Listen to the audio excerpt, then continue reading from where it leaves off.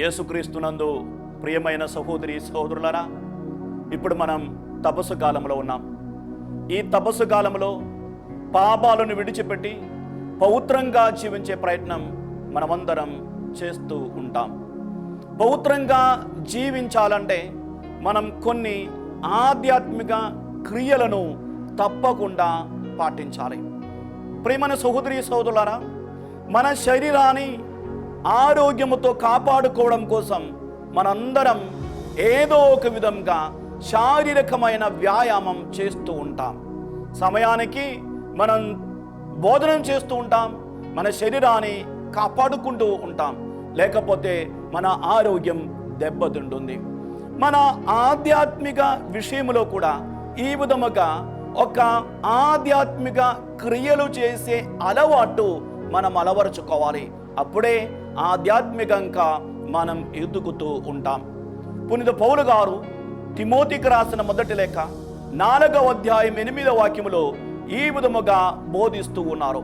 శారీరక వ్యాయామము కొంతవరకు విలువైనదే, కానీ ఆధ్యాత్మికమైన వ్యాయామము అన్ని విధాలుగా విలువైనది. ఎందుకంటే అది ఇహపర జీవితానికి సంబంధించినది. మనకందరికీ తెలుసు, శారీరక వ్యాయామం చనిపోయే వరకు మాత్రమే మనకు ఉపయోగపడుతుంది. మరణించే వరకు ఆరోగ్యంగా ఉండడం కోసం ఈ వ్యాయామం మనకు దోహదపడుతుంది. కానీ మరణించిన తరువాత పరలోక రాజ్యానికి వెళ్ళడానికి ఈ శారీరకమైన వ్యాయామం ఉపయోగపడదు. కానీ ఆధ్యాత్మికమైన వ్యాయామము అన్ని విధాలుగా మనకు ఉపయోగపడుతుంది. ఎందుకంటే జీవించేటప్పుడు సంతోషముతోనూ సమాధానముతోనూ జీవించడం కోసం ఆధ్యాత్మికమైన వ్యాయామం మనకు ప్రయోజనకరమే. అదే విధముగా పరలోక రాజ్యానికి వెళ్ళడానికి ఈ ఆధ్యాత్మిక వ్యాయామం మనకు సహాయం చేస్తుంది. మన ఆత్మను కాపాడుకోవడానికి ఈ ఆధ్యాత్మికమైన వ్యాయామం మనకు దోహదపడుతుంది.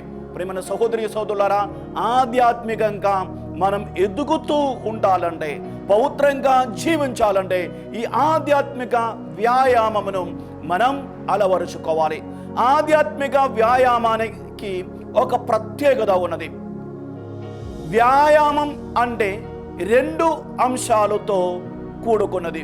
మొదటిది, వ్యాయామం అంటే నిరంతరం చేసే ఒక కార్యము. ఎప్పుడో ఒకసారి చేసే పనిని మనం వ్యాయామం అని చెప్పము. నిరంతరం చేసే కార్యాన్ని వ్యాయామం అని చెప్తూ ఉంటాం. కాబట్టి ఆధ్యాత్మిక వ్యాయామం అని చెప్పినప్పుడు నిరంతరం చేసే కార్యం అని మనం అర్థం చేసుకోవాలి. రెండవది, ఒక పద్ధతి ప్రకారం చేసే కార్యాన్ని మాత్రమే మనం వ్యాయామం అని చెబుతూ ఉంటాము. ఎప్పుడో ఒకసారి ఎక్కువ, మరోసారి తక్కువ అని మనం చేస్తూ పోతే అది వ్యాయామం కాదు. పద్ధతి ప్రకారం చేసేటప్పుడే వ్యాయామం అవుతుంది. ఆధ్యాత్మిక వ్యాయామంలో కూడా ఈ 2 అంశాలు చాలా కీలకమైనవి. నిరంతరం జరగాలి, పద్ధతి ప్రకారం జరగాలి. కాబట్టి మన జీవితానికి సంబంధించిన ముఖ్యమైన ఆధ్యాత్మిక వ్యాయామాల మీద మనం ఈ తపస్సు కాలంలో దృష్టి సారించాలి. బైబిల్ నిరంతరం చదవడం, నిరంతరం ప్రార్థన చేయడం, పవిత్రాత్మ అభిషేకాన్ని పెంపొందించడం, ఆధ్యాత్మిక వ్యాయామాలను ఈ తపస్సు కాలంలో మనం ప్రత్యేకంగా అలవరుచుకోవాలి. ఈ విధముగా పవిత్రంగా ఎదిగే ప్రయత్నం చేయాలి. ఈ యొక్క ఆశీర్వాదం కోసం మనం ప్రత్యేకంగా ప్రార్థిద్దాం. దేవుడు మనలందరినీ ధారాళంగా దీవించునుగాక.